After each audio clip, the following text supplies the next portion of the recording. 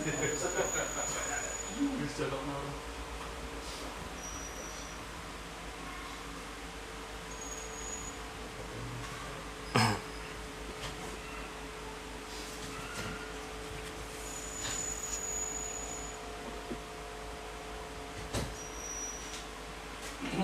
mau buka WA dari tadi cuma marketnya jatuh.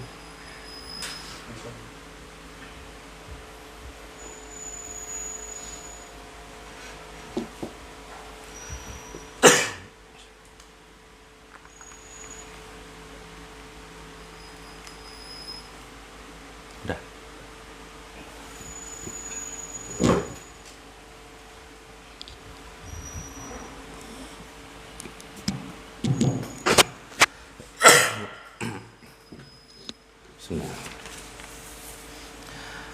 Assalamualaikum warahmatullahi wabarakatuh. Innal hamdalillah nahmaduhu wa nasta'inu wa nastaghfiruh wa na'udzu billahi min sururi anfusina wa min sayyiati a'malina. May yahdihillahu fala mudilla lahu wa may yudlil fala hadiya lahu. Asyhadu an la ilaha illallah wahdahu la syarika lah wa asyhadu anna Muhammadan abduhu wa rasuluhu la nabiyya ba'dah. Allahumma shalli wa sallim ala abdika wa rasulika nabiyina Muhammadin wa ala alihi wa sahbihi wa man tabi'ahum bi ihsanin ila yaumiddin.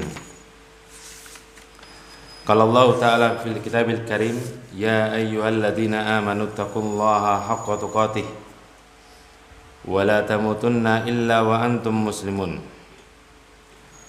Wa qala ta'ala, ya ayyuhalladzina amanu taqullaha wa qulu qawlan sadida yuslih lakum a'malakum wa yaghfir lakum dhunubakum wa may yuti'illaha wa rasulahu faqad faza fawzan adima. Amma ba'd. Fa inna asdaqal hadithi kitabullah wa khairal hadi hadi Muhammadin sallallahu alaihi wasallam wa syarrul umuri muhdatsatuha wa kullu muhdatsatin bid'ah wa kullu bid'atin dhalalah wa kullu dhalalatin finnar. Ibu-ibu dan saudara-saudariku yang semoga dimuliakan oleh Allah Subhanahu wa taala. Segala puji bagi Allah Azza wa Jalla yang telah memberikan kenikmatan yang sangat banyak pada kita semuanya. Dan di antara nikmat yang paling besar adalah nikmat istiqomah serta dimudahkan untuk menjalankan ketaatan dan untuk menuntut ilmu syar'i. Oleh karena itu hendaknya senantiasa kita memperbanyak bersyukur kepada Allah Azza wa Jalla atas segala karunia, taufik serta kenikmatan yang Allah berikan kepada kita semuanya, yaitu dengan meningkatkan ketakwaan kita kepadanya, meningkatkan amal ibadah serta amal soleh hanya untuk Allah Subhanahu wa ta'ala. Ayatul wal ummahat azani Allahu wa iyyakum. Pada kesempatan sore yang berbahagia ini, insyaallah kita akan lanjutkan kajian kita, pembahasan kitab I'anatul Mustafid bi Syarhi Kitab Tauhid oleh Syekh Shalih Al-Fauzan hafizallahu taala. Yang mana kita masih membahas al-babu tsalitsu, bab yang ketiga, yaitu babu man haqqaqat tauhida dakhalal jannata bi ghairi hisabin. Barang siapa yang merealisasikan tauhid, niscaya dia akan masuk ke dalam surga tanpa dihisab. Dan pembahasan kita masih hadis yang terakhir atau dalil yang terakhir yang dibawakan oleh Al-Imam Syekh Muhammad bin Abdul Wahhab rahimallahu ta'ala, yaitu tentang masalah yang berkaitan dengan bab yang ketiga ini. Pembahasan yang terakhir yang kita bahas yaitu faedah dari hadis atau dalil yang dibawakan oleh Syekh Muhammad bin Abdul Wahhab yang diriwayatkan oleh Imam Bukhari dan Imam Muslim. Kata beliau Syekh Shalih Al-Fauzan hafizallahu taala, fa hada haditsun adimun dalla ala masaili. Ya, ini merupakan hadis yang sangat besar, yang sangat agung, yang menunjukkan, ya, yang menjelaskan tentang beberapa perkara. Awalan, yang pertama, dalla ala jawazir ruqyati minal aini wa minal hummati wa ghairihima.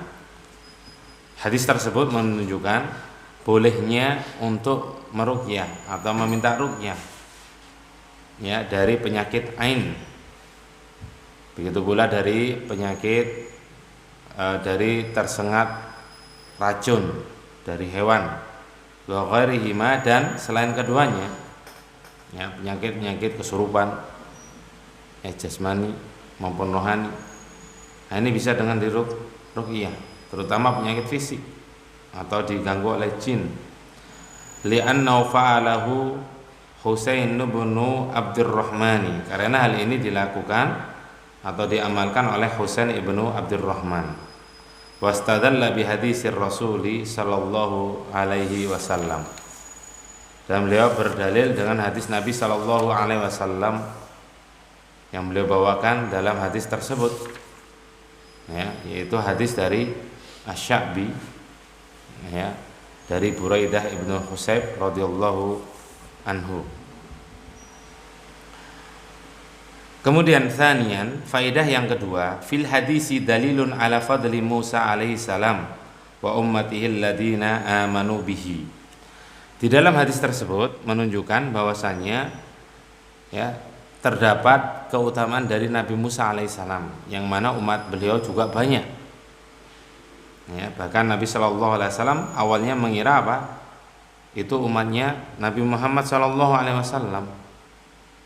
Ya, ternyata itu umatnya Nabi Musa Alaihissalam. Dan juga, ya, keutamaan selain Nabi Musa juga keutamaan umatnya Nabi Musa, yang mana mereka beriman kepada Allah dan Nabi Musa Alaihissalam.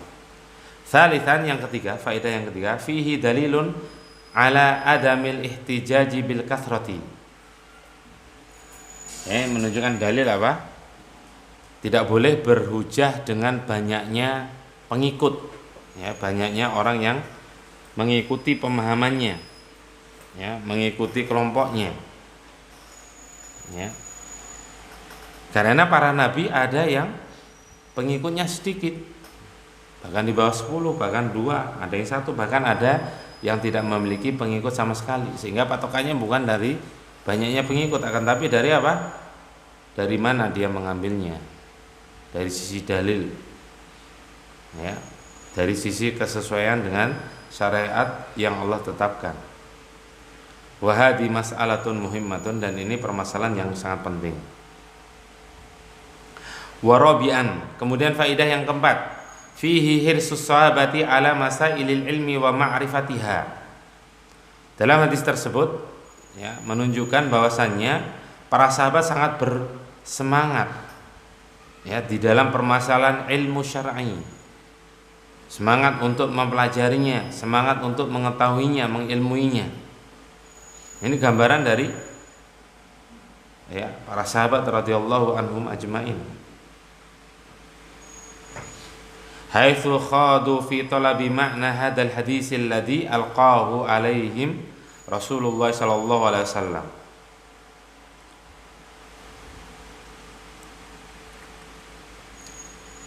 Dari sisi mana pendalilan? Yaitu para sahabat setelah apa yang disabdakan oleh Nabi sallallahu alaihi wasallam tentang orang-orang yang masuk surga, ya, 70.000 orang yang masuk surga tanpa hisab wala adab. Para sahabat berbincang-bincang, ngobrolin permasalahan agama, permasalahan akhirat yang mereka obrolin, ya, karena itu merupakan sangat penting bagi mereka, karena cita-cita mereka sangat tinggi, sangat mulia, yaitu mengejar urusan akhiratnya, ya. Itu menunjukkan semangatnya para sahabat di dalam apa? Permasalahan akhiratnya, ya, di dalam masalah mengilmui atau menuntut ilmu, mempelajari agama Islam. Wabahatsu fihi, dan mereka membahas tentang masalah itu. Siapa yang termasuk 70.000 orang tersebut, karena mereka juga menginginkan termasuk golongan tersebut. Ya, dan itulah seharusnya yang harus menjadi cita-cita seorang mukmin. Ya, cita-cita memiliki cita-cita yang tinggi. Jangan dibalik, ya, masalah urusan dunia kita memiliki cita-cita yang tanpa batas, cita-cita yang tinggi untuk mengejar dunia. Nah, tapi masalah urusan akhirat ya setengah-setengah. Ya, yang penting masuk surga. Nah, ini dengan dalil apa? Yang penting masuk surga. Ya memang yang penting masuk surga, akan tapi apa? Ya, di akhirat itu apa?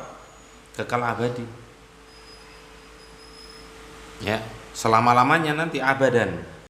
Ya, akan kekal selama-lamanya. Adapun di dunia ini hanya sedikit. Dan kita mengejar sesuatu yang memang sedikit dan waktunya sempit. Ya, sehingga kita terlalaikan dari urusan akhirat kita. Nah, ini yang harus kita contoh.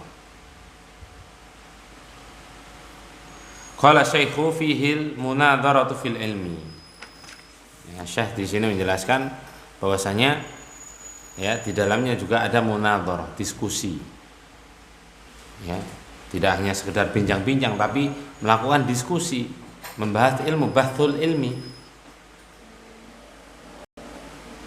Ya. Kemudian yang selanjutnya khamisan, fil hadisi dalilun ala karahiyati su'alin nas. Hadis tersebut menjelaskan ya tentang apa? Makruhnya atau dibencinya meminta-minta kepada manusia. Meminta-minta pada manusia. Sebagaimana ya sabda Nabi sallallahu alaihi wasallam dalam hadis tersebut, la yastarquna wa la yaktawuna. Ya, di antara kriteria orang yang termasuk kategori 70.000 orang masuk surga tanpa hisab wala adab, yaitu mereka tidak meminta untuk diruqyah, meminta kepada orang lain. Ya, ini minta. Wala yaktawuna, begitu pula meminta untuk dikai. Ya, dia berusaha sendiri, menggantungkan hanya kepada Allah Subhanahu wa taala. Ya, menggantungkan hanya kepada Allah Subhanahu wa taala. Wa fihi karahiyatu su'alin nas wa anna su'alan nasi fihi tangkisun lit tauhidi. Hadis tersebut juga terdapat penjelasan dibencinya untuk meminta kepada orang lain, dan bahwasanya meminta kepada orang lain ya itu akan mengurangi nilai tauhid seseorang.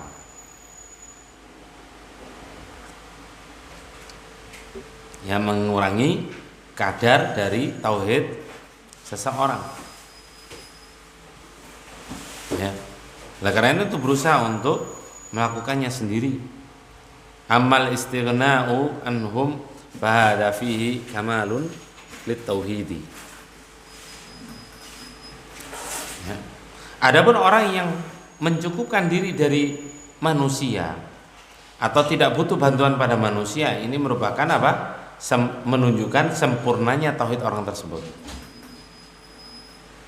Nah, bukan berarti tidak butuh sama sekali, karena kita makhluk sosial. Ya, cuma berusaha segala sesuatu itu apa? Tidak meminta-minta kepada manusia.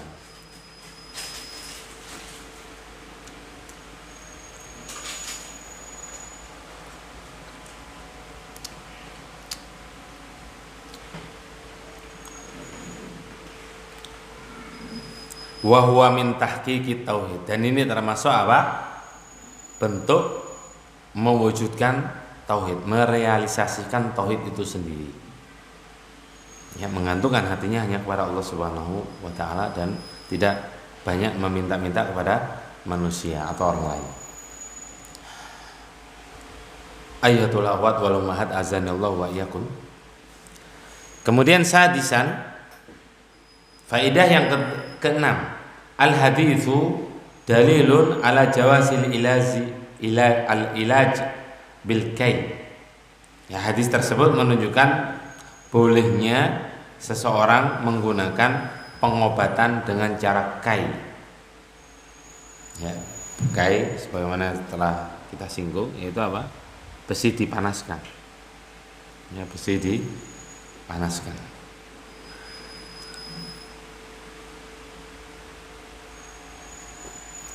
Ma'al karahati bisyarti an yakunal ma'aliju bihi min ahlil ma'rifati.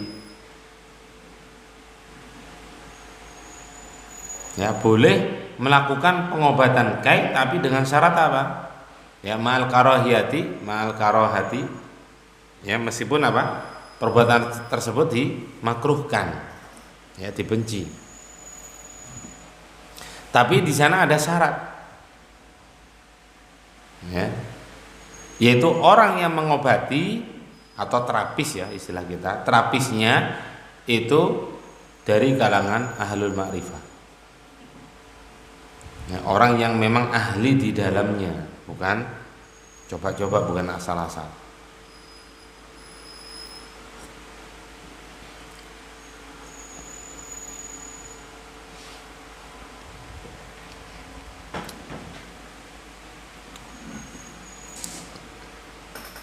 Alladzi ya'rifuna maudi al-alami wa maudi al-kai.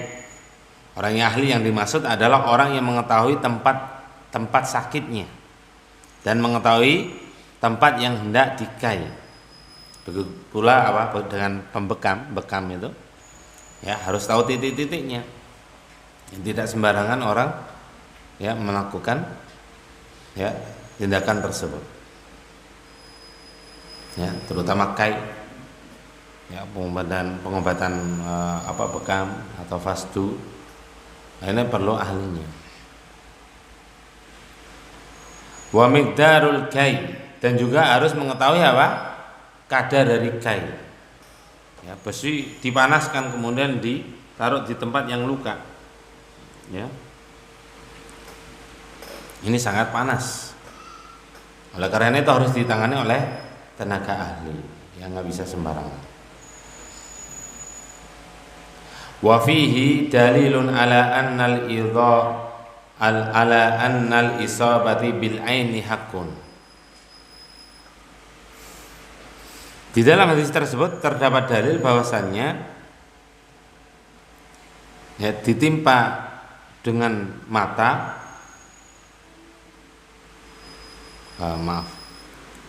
mendapatkan penyakit ain, ya, penyakit mata, penyakit ain karena sebab ain, ya, itu benar-benar ada. Ya, penyakit ain itu benar-benar ada, benar-benar wujud. Wa annaha tu'aliju birruqyati. Ya, bahwasanya untuk pengobatan kena penyakit ain itu bisa dengan cara diruqyah, ya bisa dengan cara diruqyah. Wa tu'aliju bima arsada ilaihi nabiyyu sallallahu alaihi wasallam, dan melakukan pengobatan ya sebagaimana yang dibimbing oleh Nabi sallallahu alaihi wasallam.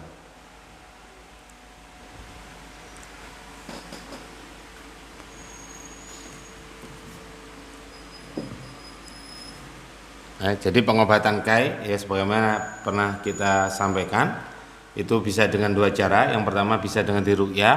Cara yang kedua yaitu sebagaimana yang sabdakan oleh Nabi Shallallahu Alaihi Wasallam, yaitu dengan mandi, ya mandi kemudian diambil air bekas mandi atau wudhu. Ya, ini diantara cara melakukan pengobatan kai. Cara pengobatan terkena ain, ya bisa dengan ruqyah atau dengan mandi, ya jadi yang terkena penyakitnya itu atau penyakit ain dia mandi atau berwudu, ini bisa, ya. Kemudian sabian yang ketujuh, fihi dalilun ala alamin min a'lamin nubuwatihi. Hadis tersebut menunjukkan apa? Tentang tanda-tanda kenabian Nabi sallallahu alaihi wasallam. Ya haitsu akhbara anna Ukasyata min sab'inal alf. Ya, yang mana Nabi Shallallahu Alaihi Wasallam mengabarkan bahwasanya Ukasyah termasuk ya di antara 70.000 orang yang masuk ke dalam surga tanpa hisab wala azab.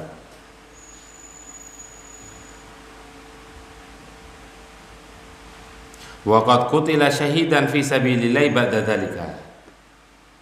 Dan sungguh beliau yaitu Ukasyah itu bahkan meninggalnya dalam keadaan husnul khotimah. Itu dalam menghadapi peperangan.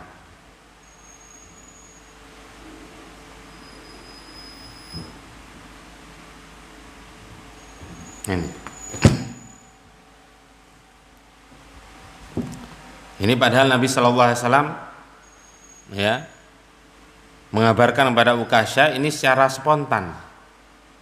Ya, ternyata di akhir hidupnya ya Nabi Shallallahu Alaihi Wasallam mengabarkan bahwasanya Ukasyah termasuk apa? Anta minhum, engkau adalah termasuk yang 70.000 orang masuk ke surga tanpa hisab wala azab. Ya. Sehingga ini benar-benar terjadi. Ini menunjukkan apa? Tanda-tanda kenabian. Karena mengetahui hal gaib atas wahyu dari Allah Subhanahu wa taala. Kemudian thaminan yang ke-8, wa fihi dalilun ala isti'malil ma'aridi fil umuril lati yukrahu. Ya. Yang ketiga yaitu terdapat hadis tersebut menjelaskan ya yaitu apa? Dibolehkan penggunaan kata-kata sindiran. Ya, bukan sindiran sebenarnya, apa bahasanya ya. Jadi mengatakan ketika Ukasyah meminta agar dijadikan ya termasuk bagian 70.000 masuk surga tanpa hisab wala adab, ya Nabi Shallallahu Alaihi Wasallam ya beliau bersabda anta minhum, engkau termasuk bagian dari di antara mereka.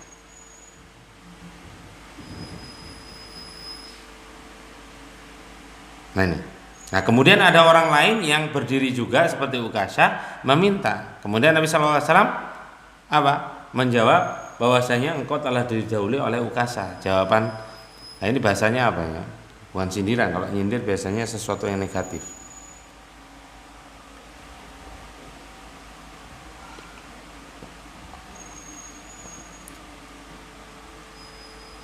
Atau bisa kita katakan ini Nabi Shallallahu Alaihi Wasallam menggunakan bahasa yang lebih halus atau pakai majas. Ya, kalau sindiran kurang tepat. Jadi Nabi Shallallahu Alaihi Wasallam menggunakan apa? Majas. Ya, agar orang tidak tersinggung. Ya banyak. Ya, faedahnya banyak. Hikmahnya banyak. Fil umuril lati yukrahu muwajahatun nasi biha. Dalam perkara-perkara yang dibenci dalam menghadapi orang lain. Ya, makanya dalam bermuamalah, berbicara dengan orang lain, ya terkadang memang kita butuh pakai sindiran, apa bukan sindiran, pakai bahasa yang lebih halus atau pakai majas. Ya, sehingga tidak mudah sakit hati. Ya, kadang ya, ada seseorang itu yang hanya bahasa sedikit aja itu apa tersinggung. Nah, ini diusahakan apa dengan bahasa yang halus. Apalagi dalam perkara masalah surga ini. Ya, masalah akhirat. Ya, kalau langsung diucapkan engkau bukan termasuk bagian 70.000 orang. Nah, itu sudah enggak semangat, patah semangat itu. Ya. Nah, ini juga bisa diterapkan dalam sehari-hari. Ya, kalau itu memudaratkan maka pakai bahasa majas. Ya, pakai bahasa yang lebih halus. Kecuali nggak paham-paham baru ngomong terus terang. Ya. Ya, tapi tetap pakai bahasa yang lebih halus. Ya, bahwasanya sudah didahului Ukasyah. Ya, kamu cukup apa meningkatkan amal ibadah dan amal soleh. Nah itu kalau paham itu berarti berarti ini bukan termasuk, tapi masih ada peluang. Ya, bukan berarti orang yang tidak termasuk 70.000 orang masuk surga tanpa hisab wala adab, bukan berarti tidak memiliki peluang masuk surga. Bahkan bisa jadi bisa masuk surga tanpa masuk neraka langsung. Cuma memang harus dengan proses apa? Dihisab pada yaumul qiyamah, itu bedanya. Nah, jangan patah semangat, masih ada peluang yang besar yang lainnya. Ya, kita fokus apa? Memperbaiki amal soleh, memperbaiki ya agar menjadi lebih baik, terutama amalan-amalan yang berkaitan dengan rukun Islam. Itu senantiasa diperbaiki. Kita berdoa kepada Allah Subhanahu wa taala, kok nggak kunjung-kunjung dikabulkan. Lah ini diperbaiki, tidak hanya kuantitas yang kita amalkan, akan tapi kualitas dari amalan tersebut juga harus kita lebih tingkatkan lagi. Ya, sehingga tidak sia-sia. Kita banyak beramal ternyata sia-sia. Seperti debu berterbangan, ya berterbangan. Sehingga tidak mendapatkan faedah di yaumul qiyamah. Waliyadzubillah.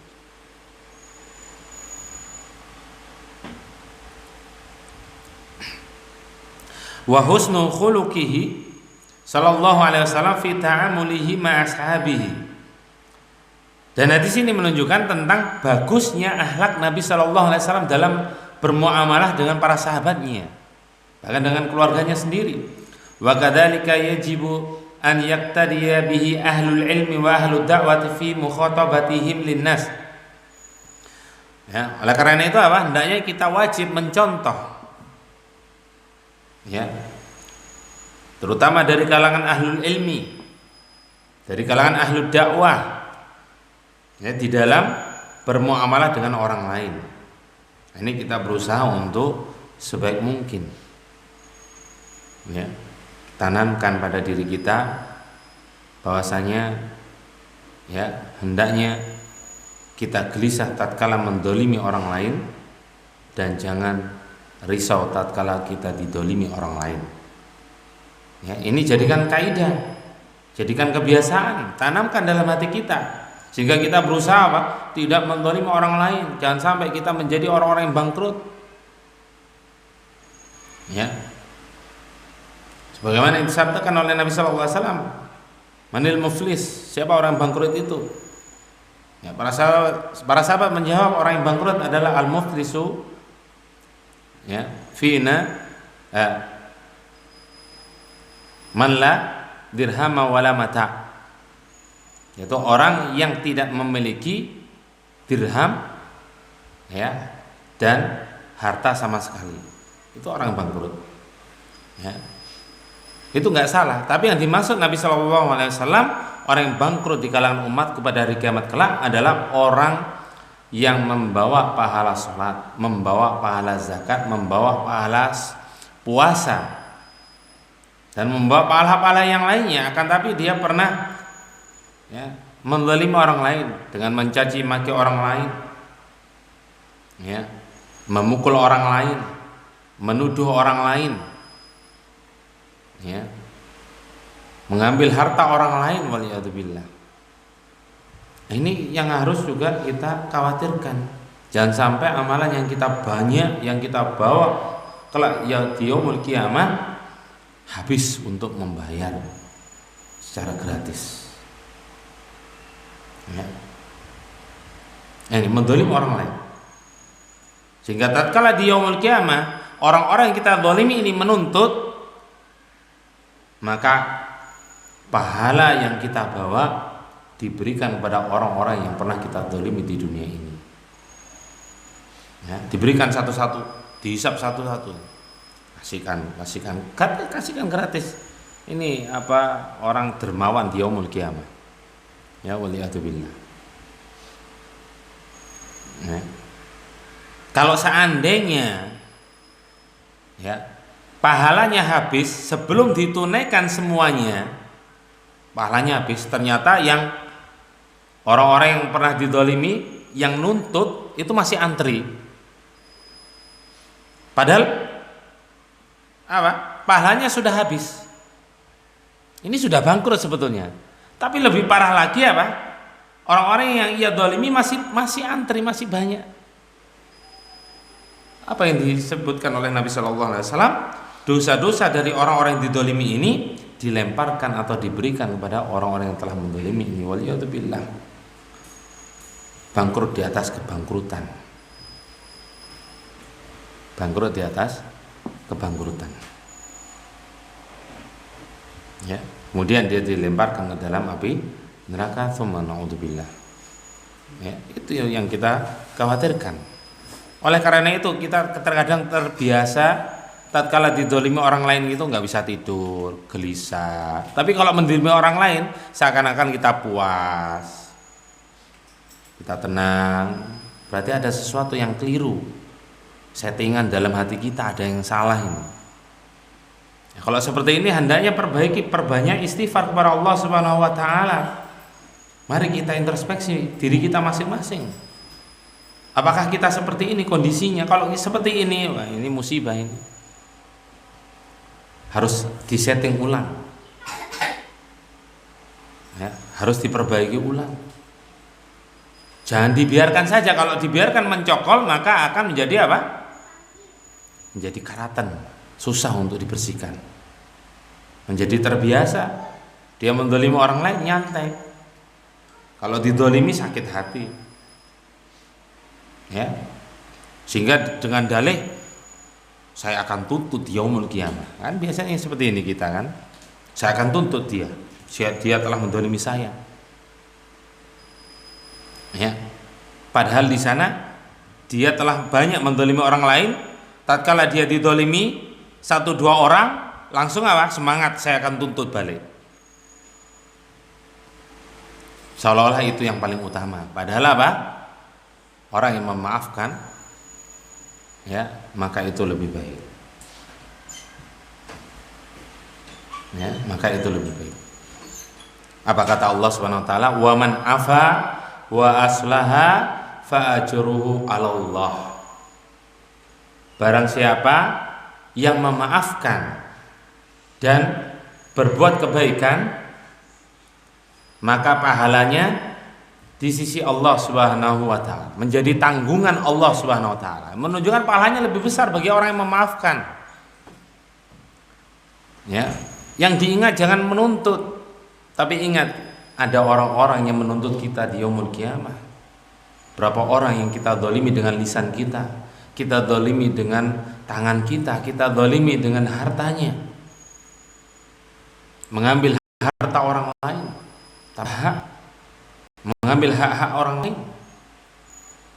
Ya. Apa yang harus dilakukan? Berusaha memaafkan. Doakan kebaikan orang-orang yang mendolimi kita. Jangan hanya merasa saya harus menuntut karena banyak orang yang menuntut kita. Loh, kalau dibalik gimana? Gimana kalau kita maafkan? Doakan kebaikan dan ampunan kepada Allah Subhanahu wa taala. Ya.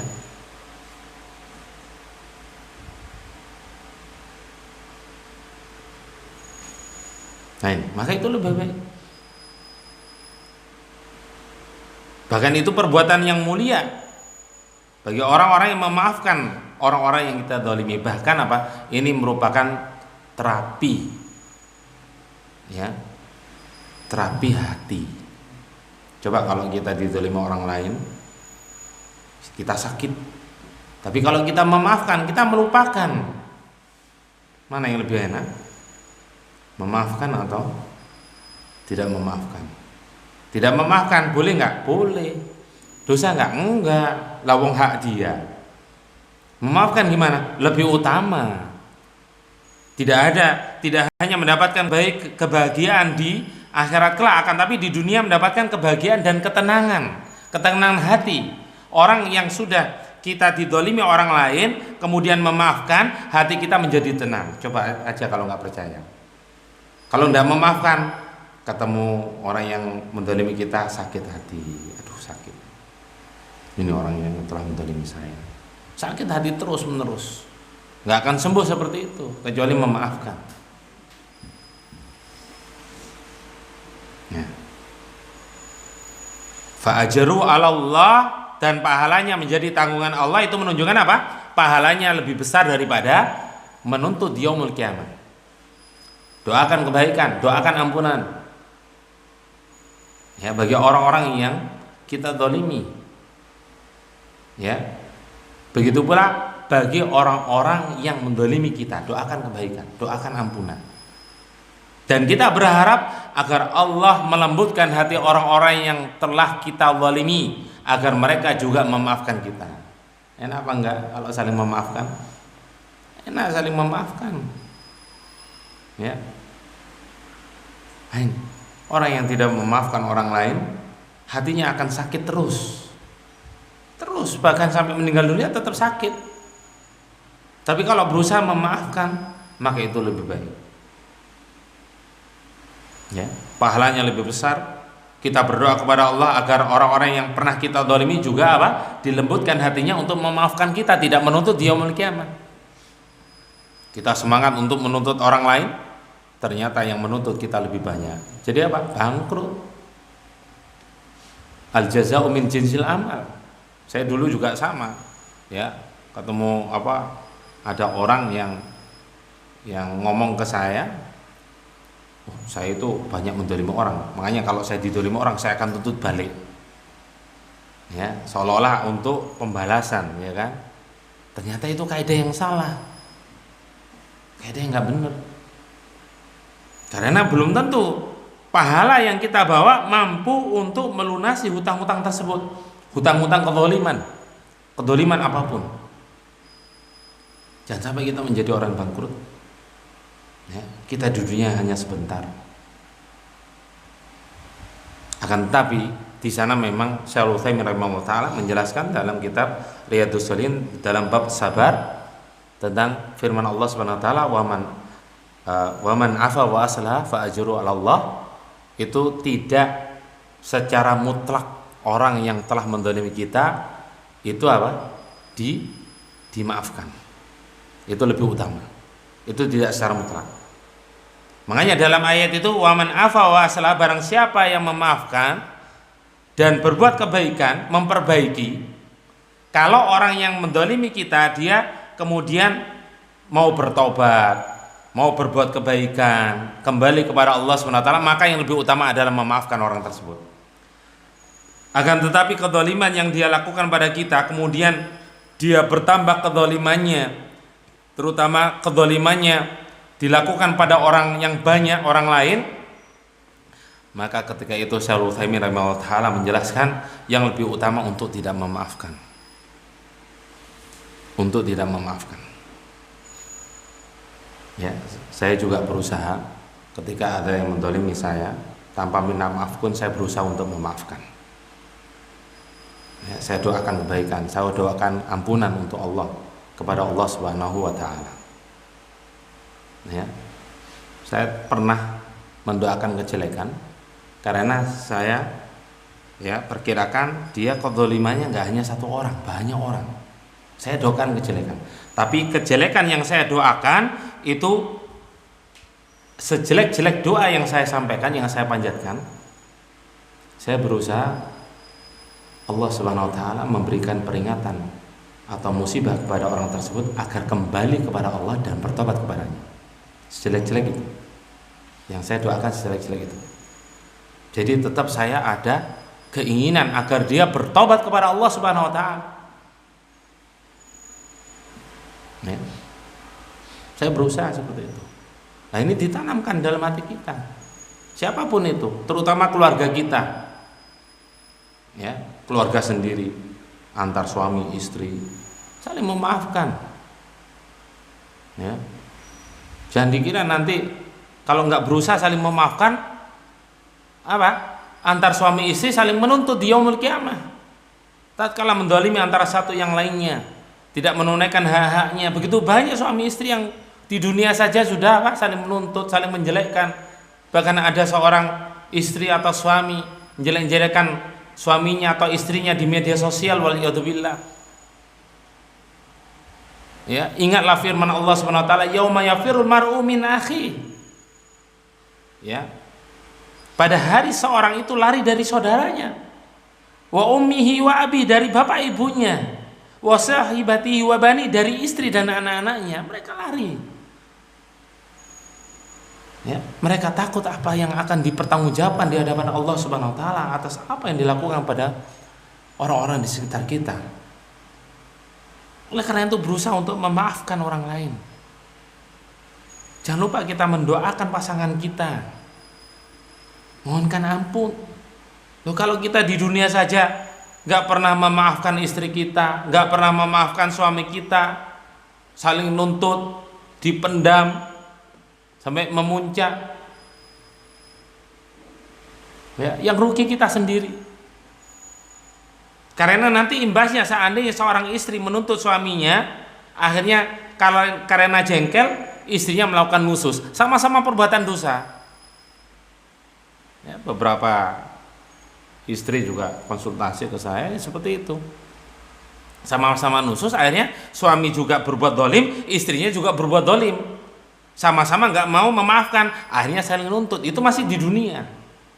Bagaimana di akhirat? Wasahibati wa bani, lari dari istri dan anaknya, waliyadzubillah. Ya, ditanamkan saling memaafkan, mendoakan kebaikan. Kita menginginkan pasangan kita baik tapi nggak pernah mendoakan pasangan kita, waliyadzubillah.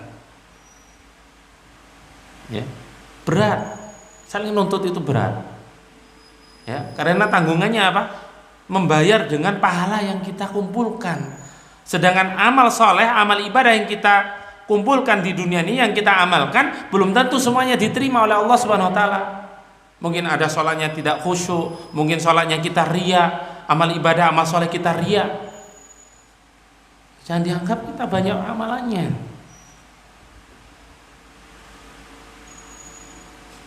Kalau memang ya antar suami tidak ada ketemunya, saling menuntut, ya lebih baik udah cerai, udah jalan keluar terakhir, daripada saling menuntut, yang satunya mendolimi, yang satunya nusus, si istrinya nusus, suaminya mendolimi, istrinya nusus, sama-sama dosa besar. Ya. Nah, kalau nggak ada jalan keluar yang terbaik kecuali cerai, sudah cerai. Ya. Jangan saling menjelekkan di media sosial. Baik. Kemudian ibu-ibu sekalian yang semoga dirahmati oleh Allah Subhanahu wa taala.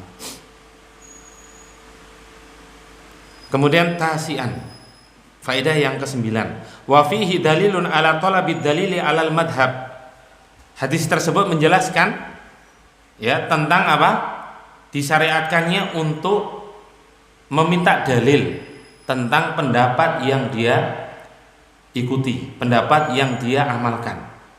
Haitsu inna Sa'id bin Jubair talaba min Husain bin Abdurrahmani ad-dalila ala ma fa'alahu min talabir ruqyah. Sebagaimana disebutkan dalam hadis itu bahwasanya seorang tabi'in Sa'id bin Jubair, seorang ulama tabi'in, meminta dalil kepada Husain bin Abdurrahman tentang apa yang dia amalkan. Falamma ja'a bid-dalili istahsanahu. Tatkala Husain ibnu Abdurrahman membawakan dalil, kemudian ulama tabi'in ini Sa'id bin Jubair membenarkan apa yang dia amalkan, bahkan menganggap baik, itu bagus. Tapi beliau membimbing Husain ibnu Abdurrahman bahwasanya di sana ada yang lebih baik, yang lebih utama. Dan itulah tugasnya seorang alim, membimbing kepada jalan yang lebih utama, membimbing pada suatu amalan yang lebih utama. Karena kita hidup di dunia ini hanya sebentar, waktunya sangat sempit. Kita sering terlalaikan dengan urusan dunia kita. Makanya kita butuh pada suatu amalan yang mana itu pahalanya sangat besar. Amalan sedikit, amalan yang ringan, tapi pahalanya amat sangat luar biasa. Oleh karena itu Sa'id bin Jubair mengatakan qad ahsana man intaha ila masami'a. Sungguh bagus orang yang beramal sesuai dengan apa yang ia dengar, beramal sesuai dengan dalil. Kemudian asyiron yang ke-10, wa fihi dalilun ala ma tarjama lahul musannif. Hadis tersebut menjelaskan yaitu tentang apa yang disampaikan oleh pengarang, yaitu Syekh Muhammad bin Abdul Wahhab. Ya, dalil itu sesuai dengan apa yang dibuat bab oleh Syekh Muhammad bin Abdul Wahhab. Wa huwa syahidu lil babi anna man haqqaqa tauhid dakhala al jannata bila hisabin wala adab. Yaitu bab yang ketiga ini tentang barang siapa yang merealisasikan tauhid, niscaya dia akan masuk surga tanpa hisab wala adab. Ya, ini bersesuaian antara dalil dengan bab yang beliau buat. Wa anna tafsira dzalika bi an yatruka syirkal akbar wal asghara. Ya, bahwasanya penjelasan yang demikian itu yaitu dengan meninggalkan tahqiqut tauhid, merealisasikan tauhid, mengamalkan tauhid, yaitu dengan meninggalkan kesyirikan baik syirik besar maupun syirik kecil. Wa yatrukul umur al makruha, dan juga apa? Selain itu juga meninggalkan perkara-perkara yang dibenci. Itu dalam merealisasikan nama tauhid. Jadi merealisasikan tauhid secara sempurna itu tidak hanya meninggalkan kesyirikan, tapi meninggalkan hal-hal yang diharamkan oleh Allah Subhanahu wa taala. Bahkan meninggalkan hal-hal yang dimakruhkan. Sebagaimana apa? Masalah meminta diruqyah. Ini tidak haram hukumnya. Meminta untuk dikai tidak haram sebagaimana pernah saya sampaikan. Hukumnya tidak haram. Tapi orang yang meninggalkan itu berarti apa? Tauhidnya sempurna. Sehingga dia mendapatkan keutamaan, ya, mendapat peluang masuk surga tanpa hisab wala azab. Itu keutamaannya. Orang yang melakukan untuk minta diruqyah nggak masalah sebetulnya, cuma nggak termasuk yang mendapatkan keutamaan seperti itu, masuk surga tanpa hisab wala azab. Ikhtiyatan li aqidatihi, ya, dalam menjaga akidahnya. Tapi Bapak sekalian yang semoga dirahmati oleh Allah Subhanahu wa taala, kita sudah selesai tentang pembahasan bab yang ketiga ini. Kita beralih pada al-babur rabi'u. Baik, jam berapa? Bahasa 4 apa 5:20? Baik. Kita lanjutkan, masih ada waktu. Bab yang keempat yang dibuat oleh Syekh Muhammad bin Abdul Wahhab yaitu babul khaufi minasyirik. Bab takut dari kesyirikan. Takut dari kesyirikan. Orang yang tidak mempelajari tentang lawan dari tauhid itu akan biasa-biasa aja. Orang yang tidak mempelajari tauhid dan juga tidak mempelajari lawan dari tauhid yaitu kesyirikan akan biasa-biasa aja. Ketika ada kesyirikan biasa-biasa aja. Tapi ketika ada kemaksiatan dia marahnya minta ampun, marahnya semangatnya dalam pengingkaran itu lebih besar. Tapi ketika ada terjadi kesyirikan dia biasa aja. Oh iya. Ya itu salah. Jadi kurang greget itu loh. Ini berarti ada yang keliru, settingannya ada yang keliru. Oleh karena itu, selain kita mempelajari tauhid, kita juga harus mempelajari lawan dari tauhid yaitu kesyirikan. Dan harus takut dari kesyirikan. Dan inilah yang dilakukan oleh para nabi dan para rasul. Mereka sangat takut kepada Allah Subhanahu wa taala dari perbuatan kesyirikan. Mereka takut terjatuh ke dalamnya. Oleh karena itu Nabi Ibrahim alaihissalam sampai berdoa kepada Allah, Rabbi ja'al hadza balada amina waznubni wa banina an na'budal asnam. Ya Allah, jadikanlah negeri ini yaitu negeri Mekah aman sentosa. Waznubni, dan jauhkanlah aku dan anak keturunanku. Bahkan beliau yang ditakutkan tidak hanya diri beliau, akan tapi anak keturunan beliau. Sampai didoakan.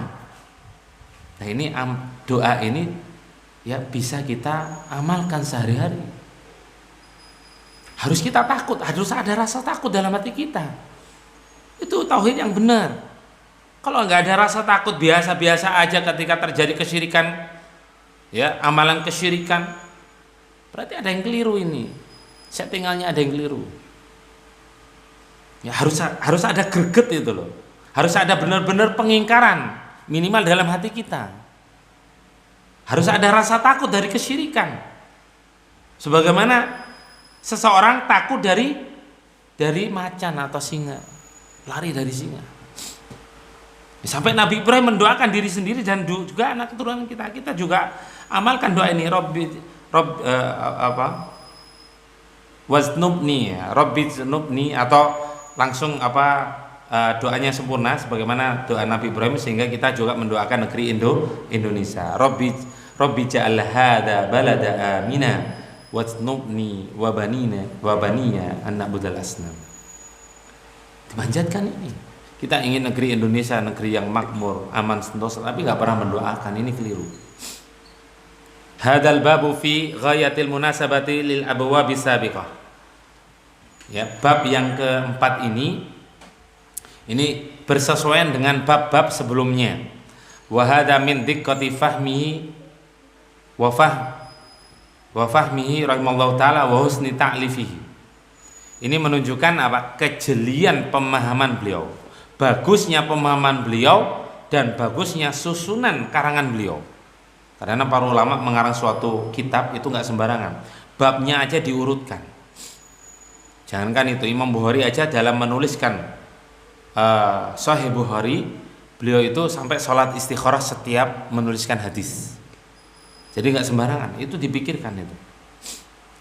Ya, apa kesesuaian, ya korelasi antara bab satu dengan bab yang lain itu dipikirkan. Fa innahu lamma dzakara fil babil awal, tatkala Syekh Muhammad bin Abdullah menyebutkan pada bab yang pertama, yaitu ma'rifatu haqiqati tauhid, yaitu tentang apa? Definisi tauhid. Wa dzakara fil babi tsani, dan menyebutkan dalam bab yang kedua, fadlu tauhidi wa ma yukaffiru minadz dzunub, yaitu keutamaan tauhid dan ya perkara-perkara yang dapat menghapuskan dosa. Ya, di antara keutamaan tauhid yaitu dapat menghapuskan dosa-dosa hamba. Ini berkesesuaian dengan bab yang sebelumnya. Antara satu bab dengan bab yang lain saling berkaitan. Wa dzakara fil babi tsalits, dan beliau juga menyebutkan dalam bab yang ketiga, man haqqaqa tauhida dakhala jannah bila hisabin wala adab. Bab sebelumnya yang sudah kita selesaikan barusan. Barang siapa yang merealisasikan tauhid, niscaya dia akan masuk surga tanpa hisab wala adab. Lamma dzakara hadhil abwab nasaba an yadhkura diddat tauhidi wa huwa syirk. Tatkala beliau menyebutkan bab yang keempat, beliau menyesuaikan dengan bab yang sebelumnya. Ya, setelah disebutkan tentang apa perealisasikan, perwujudan, pengamalan tauhid yang sempurna, baru beliau membuat bab yang keempat, yaitu menjelaskan tentang lawan dari tauhid, yaitu kesyirikan. Li'annahu, yaitu apa? Babul khaufi minasyirk. Li'annahu la yakfi annal insana ya'rifu tauhidah wa ya'malu bihi. Karena tidak cukup seseorang itu mengetahui tentang hakikat dari tauhid dan mengamalkan tauhid. Balla budda an ya'rifa diddahu wa huwa syirk. Bahkan harus dia, seorang muslim itu, mengetahui lawan dari tauhid, ya, yaitu kesyirikan. Dalam rangka apa? Khasyata an yaqa'a fi, khawatir dia terjatuh ke dalam kesyirikan. Sebagaimana seorang penyair, araftu syarra la lisyarri walakin litawaqqihi. Aku mengetahui, aku mempelajari kejelekan bukan untuk diamalkan, akan tapi agar aku terjaga dari kejelekan tersebut, agar menjauhi kejelekan tersebut. Dipelajari akan semakin jauh, agar kita benar-benar takut sehingga kita menjauh, lari menjauh dari kejelekan tersebut. Ya, khawatir apa? Terjatuh di dalamnya. Ya, kurang sempurna, sebetulnya cukup. Ya, sebetulnya cukup mengetahui hakikat tauhid dan konsekuensinya, akan tapi belum sempurna. Peluang untuk terjatuh dalam kesyirikan itu akan besar. Ya. Bahkan tidak akan terjatuh ke dalam kesyirikan apa? Secara tidak sadar. Wa yufsida alaihi tauhidahu, dan akan merusak nilai tauhidnya itu. Kadar tauhidnya itu akan dirusak. Karena tidak mengetahui tentang apa? Lawan dari tauhid, yaitu kesyirikan. Ya. Karena pembagian syirik itu banyak, perincian-perinciannya itulah yang kita pelajari. Ya, begitu pula kesyirikan itu juga ada perincian-perinciannya. Ada syirik besar, syirkun akbar, ada syirkun asghar. Li'anna man la ya'rif syai'a yushiku an yaqa'a fi. Karena orang yang tidak mengetahui sesuatu, ya, bisa jadi dia akan terjatuh di dalamnya.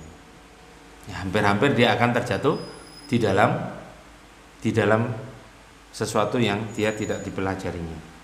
Kama qala Amirul Mukminin Umar bin Khattab radhiyallahu anhu, sebagaimana yang disebutkan oleh Amirul Mukminin, sahabat yang mulia Umar bin Khattab, semoga Allah meridhoinya, yushiku an tunqadha ural islami urwatan. Hampir-hampir, ya, untaian Islam itu terlepas sedikit demi sedikit, urutan, sedikit demi sedikit. Ya, begitu pula perkara-perkara jahiliyah kalau tidak dipelajari maka akan akidah akan luntur pelan-pelan. Nah, sekarang bahkan seorang tokoh yang mengatakan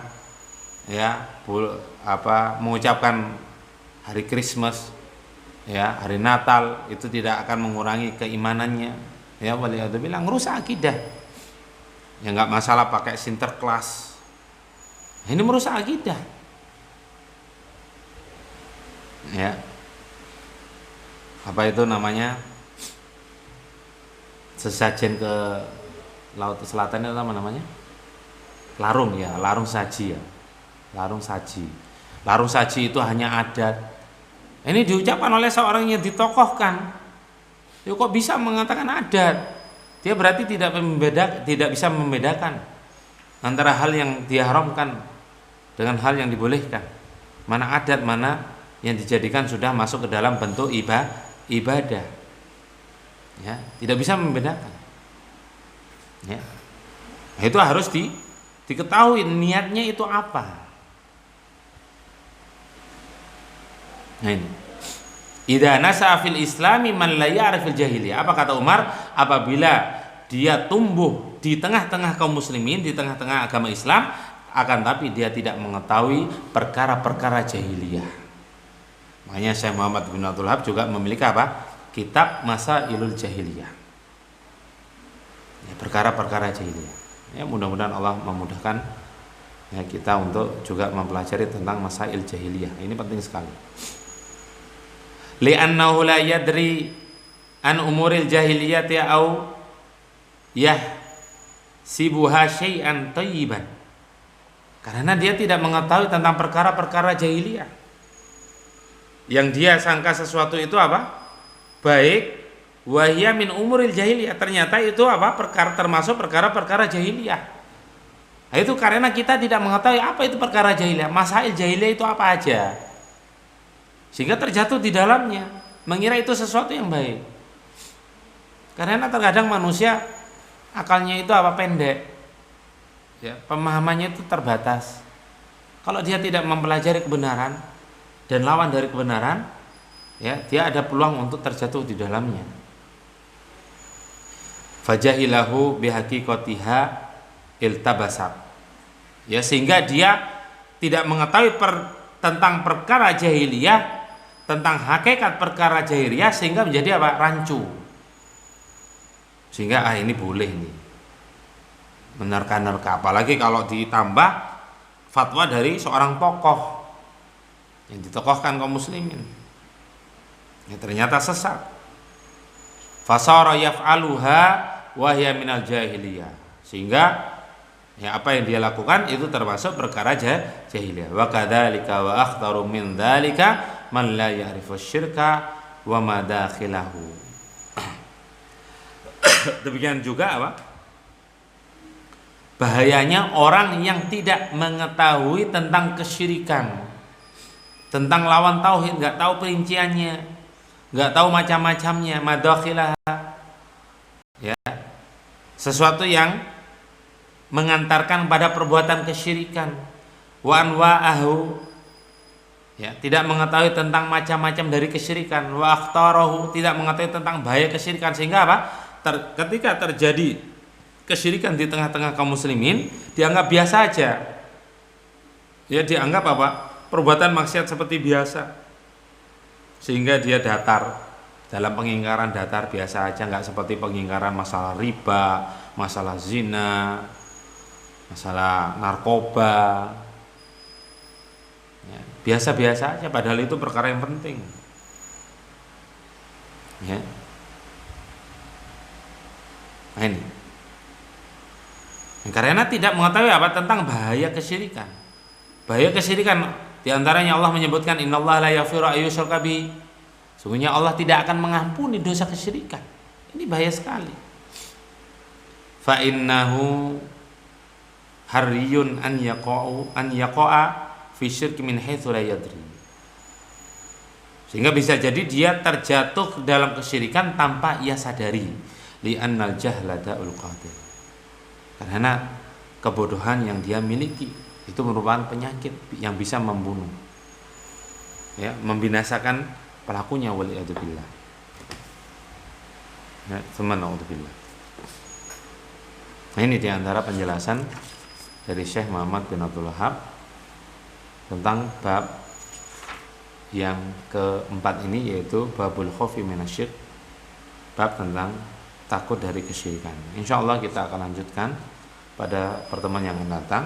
Wallahu a'lam bishawab. Mungkin ini dapat kami sampaikan, mudah-mudahan bermanfaat. Mungkin sebelum kita tutup ada yang perlu ditanyakan.